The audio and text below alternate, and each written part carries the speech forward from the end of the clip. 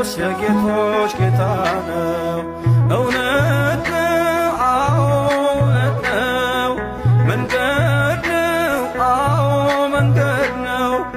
ሕይወት ነው፣ በእርግጥ ሕይወት ነው። ኢየሱስ የጌቶች ጌታ ነው።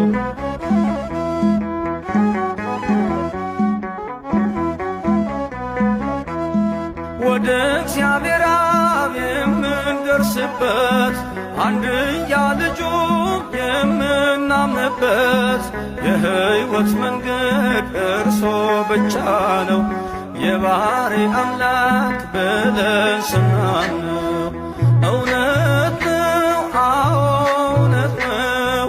ሕይወት ነው፣ በእርግጥ ሕይወት ነው። መንገድ ነው